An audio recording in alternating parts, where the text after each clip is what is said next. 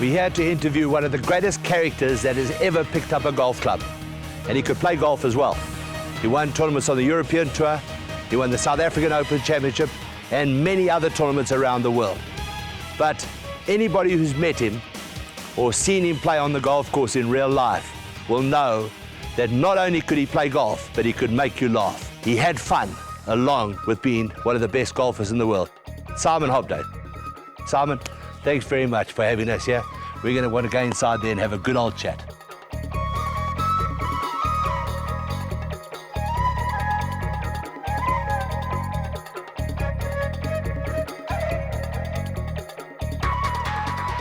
Simon, you grew up in Zambia, and then you and your brothers went to school at Bishop's in Cape Town. Tell us about going to school there and the travelling. Well, I was 8 and my boat was 9, so we got on the train at Mazabuka. It used to take us 4 days to get down to Cape Town. And obviously there's girls on the same train, so they had to eventually change over, give the girls a separate train, so that, well, you can imagine how bored we got in 4 days on the train, you know. So even when you were that age, you were naughty? Well, when you get bored, you know, you're a kid, you get naughty, you know, you think of something to do, you know, pick up stones and lob them at all the signs and, you know, throw all the pillows over. When you got to Big Falls Bridge, you had to take all those green bolsters and straps and stuff and lob them over the bloody bridge there, you know, all sorts of stuff like that. And then, of course, for playing golf in South Africa, you got actually kicked out of Zambia. Yeah, they brought in a moratorium about teams playing against South Africa, the apartheid story, and but I didn't think they'd go to individuals, you know. So anyway, we went and played in the South African tour, and when we got back, they said, right, that's enough, you're deported. They actually locked up all the English players. I don't know whether you were there, Hazy, but they locked them all up for the night with their wives and everything like that. And then the next day they deported Len Castigliani and I. Tell us a story about you and Len Castigliani at the police station. Len was a stutterer. And of course they asked him what his name was, and he was by my name, and eventually I filled his form in. By the time he got his name out, I'd filled his form in already. Wasn't a pleasant night anyway. Simon, how good were you at other sports, particularly rugby? Yes, I played rugby for Zambia, and then up until 1960, I played in 1963 and 1964 for, I was at Northern Rhodesia in those days. Yeah, it was still Northern Rhodesia in those days. And, you know, I played centre, and I played for Zambia then. How good were you? People say that you could have been as good as people like Niceboy. Were you that good? No. Look, that's a fallacy. You know, you get better as you get older. You get better. And other sports? Well, I played cricket, but I only played for the Midlands side, you know, which is like a small province. But that is it. You went to play golf in South Africa as an amateur. Did that then convince you that you were good enough to turn pro? Yes, it took me a long time to realise it. And one day I played with Bobby Locke, and he said, "Look, why don't you turn pro? You're good enough." And then I said, if he says you're good enough, then you're good enough. So I turned pro, yeah.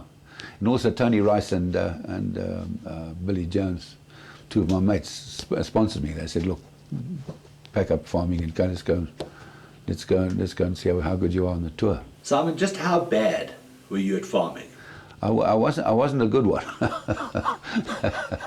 You know, you worked hard, you know, Hazy. You plough, you know, you couldn't afford a tractor driver, so you had to do it yourself, you know, that kind of thing. So I worked hard, but I didn't really know what I was doing. In actual fact, the farm we had wasn't any good for growing crops. It was far too wet. It was very clayey and stuff like that. So we grew a bit of cotton. We did quite all right with cotton, but mealies and stuff like that wasn't that good. But it was a very good cattle farm, so that made up for it. But the story goes that you even took out some of your own cattle. Yeah, we had. I got involved with a fellow called Oosthuizen in the bar. We were rolling dice for golf balls, and I couldn't lose. If he threw 4 kings, I threw 4 aces, and so on. So I had a whole lot of. I can't remember how many balls I had, but 2 or 3 boxes loose in the back of this bucky that I had. And it's now 2 o'clock in the morning, and we've had our sheket, and we're well and truly 3 sheets to the wind. And I realised I only had about 25 minutes to get home before I passed out. So I was going home at a good speed. And I come around this corner, and here lying in the middle of the road is this bull lying in the road. I mean, I couldn't miss him. So I just hit him and knocked him over. And he eventually ended up underneath the bucky. And of course, I lost my shoes. All those golf balls that I had in the back were gone. Anyway, I had to walk back about 1 kilometre to my neighbour's place because I needed a ride back to my place. And his dog bit me when I got there. That was the first start. Then of course, I didn't have a good day. then he gave me a ride home. Of course, my missus was there with both hands on the hips and the foot tapping. You know, when that's happened, you're in serious trouble. Anyway, there was glass sticking out of my shins, and I was in a terrible state. Anyway, the next morning, I got up. I got my guy to cut me some crutches from the tree, and I put a bit of sacking down the bottom so I didn't slip. And then I went to phone my neighbour, and I phoned him up, a fellow called Dick Allenson, who was very eccentric because he'd been in the Japanese prisoner of war camp, and they'd made him a bit bloody gaga. And anyway, I phoned him up. I said, listen, I'm sorry, I was coming home last night, and I ran over one of your bulls. Anyway, he let rip, and you know, you irresponsible young and you this and you that and you this. And anyway, when I hung up, I saw outside, here was my herd boy standing outside. He said, boss, your bull has been killed on the road. So I'd killed my own bull. When you turned professional, success came quite quickly, particularly in the South African Open at Mowbray. But that was quite controversial. Yeah, it was. I don't know whether you remember, Dale, the 15th hole was a par 5. And they had this deep bunker. Today, I've been back there, they've flattened it out. But I hit my second shot. I think I was leading by 1 or something at that stage of the game. And I hit it underneath the lip of the bunker, and there was that much kikuyu, and then I was buried in underneath here.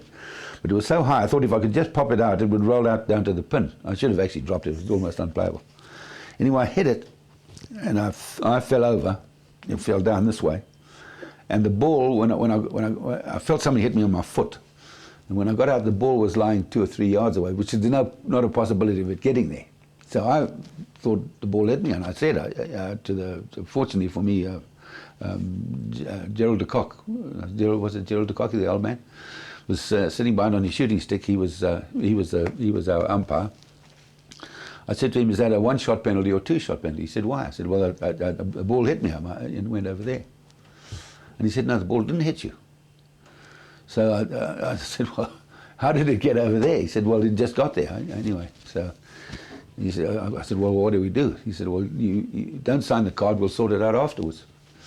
And fortunately for me, they argued for about, I don't know, a solid hour. In fact, they even brought in Gerald Micklem from Royal and Ancient, who was there. And he couldn't make the decision, and they called Henning in. And Henning called Tertius Claessens in, who was marking my card. And he said to him, did the ball hit this guy or not? And he said, it didn't hit him. And they gave me the ruling. So I was very lucky. But at the same time, at the time, I definitely thought the ball had hit me. So finally something went my way, you know what I mean? You've always been a lucky person. Oh, I've been dead lucky, yeah. I mean, I bounced the ball out of the water at Kensington and won a tournament there I could have lost. But other than that, Hazy, my luck as a golfer is not top drawer, I can tell you that. Tell us the story about you and Gary before the last round of the South African Open at Mowbray. Yes, I think Gary was trying to get into my head, before the last round. And he first of all said to me, Simon, I hear you're a hell of a long driver. You hit the ball far. I said, no. I said, I'm about average. He said, what did you hit for your second at the second? So par 5. I said to him, well, a wedge. So he said, you must have hit the drive far. And I said, I drove it in the bush, and I chopped it out. And I got 3 wood for my third.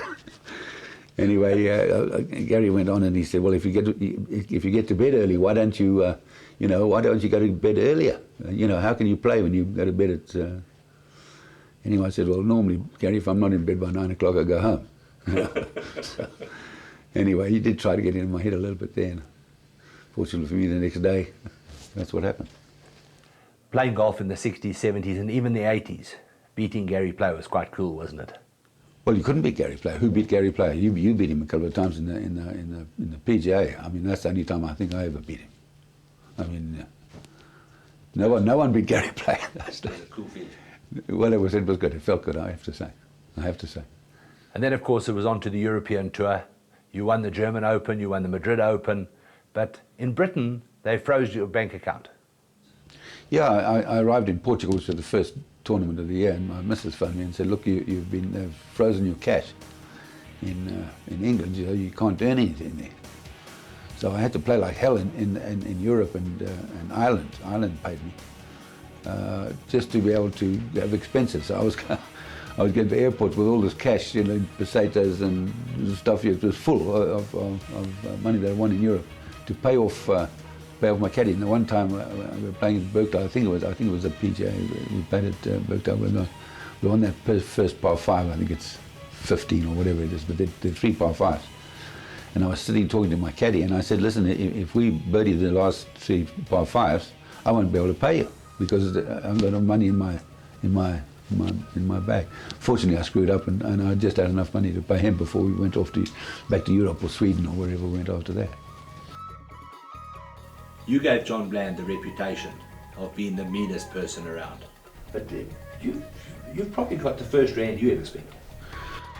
First dollar I might have, but not the first rand. The first rand's gone. But no, I was never a big spender, if you know what I mean. But compared to Johnny Bland, I mean, I'm like he's a big Santa spender. Claus. Yeah, Santa Claus. I'm Santa Claus. Yeah. Tell us some Bland stories. Well, you know the difference between Bland and coconut. You can get a drink out of a coconut.